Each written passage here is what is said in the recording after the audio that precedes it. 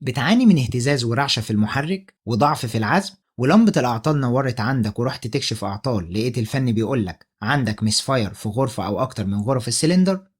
أهلا بيكم في قناة كارشدير، معاكم بسام والنهاردة هنتكلم عن المسفاير.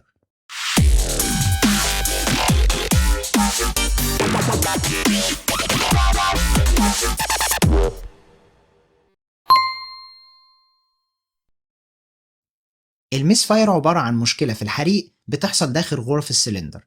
أو بمعنى آخر الحريق متمش بشكل مناسب أو بالشكل المحدد ليه من قبل المصنع، سواء كان في مشكلة في الخليط هواء أو بنزين أو مشكلة في الإشعال وهي شرارة البوجيهات. في الحالة دي هتروح تكشف أعطال عند فني وهيظهر لك إن عندك ميس فاير، ولما تكشف أعطال هيظهر لك كود أو اتنين من الأربعة اللي هنقولهم دلوقتي، مع العلم إن الأربع أكواد دول ثابتين بنفس الرقم في 95% من مختلف أنواع السيارات. لما يكون عندك مسفاير في غرفة سلندر رقم 1 بيكون الكود B0301، لما يكون عندك مسفاير في غرفة سلندر رقم 2 بيكون الكود B0302،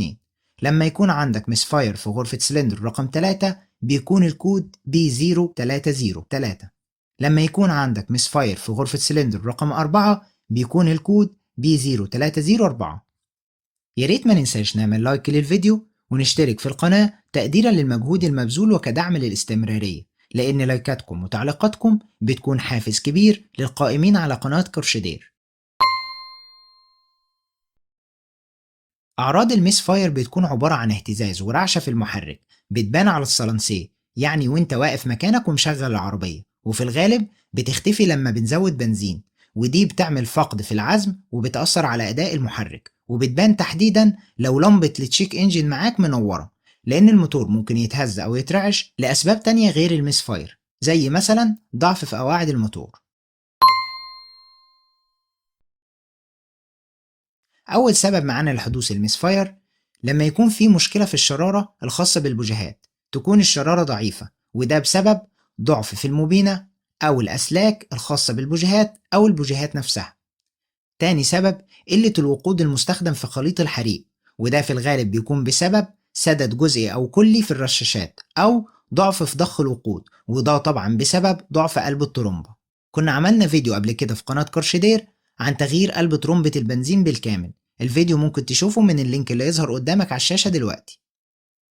تالت سبب معانا هو دخول كمية قليلة من الهواء لغرف الحريق، وده بسبب سدد في فلتر الهواء أو تسريب هواء من تلاجة المانيفولد، لأن الهواء بيدخل جوه تلاجة المانيفولد أو مجمع السحب في صورة هواء مضغوط، فلو حصل أي تسريب الهواء هيفقد خاصية الضغط اللي بيدخل بيها جوه المانيفولد، وقتها مش هيدخل بكميات كافية للمحرك.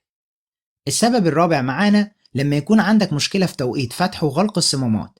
يعني لما يكون حاصل حريق داخل غرفة السلندر المفروض الصمامات الاتنين يكونوا قافلين، صمام سحب الهواء وصمام خروج العادم، فلو توقيت غلق الصمامات مش مظبوط وفي أي صمام فاتح في الوقت اللي بيحصل فيه الحريق، في جزء كبير من القدرة اللي بتتولد نتيجة الحريق هتهرب وتخرج خارج غرفة السلندر، وده هيكون بسبب مشكلة في حساس الكامة أو حساس الكرنك أو العربية خلف تقسيمة. السبب الخامس معانا ضعف الكبس داخل غرفة السلندر، وده بسبب تلف جوان وش السلندر أو تآكل شنابر البساتم أو حدوث شرخ في البساتم أو تراكم الكربون على الصبابات.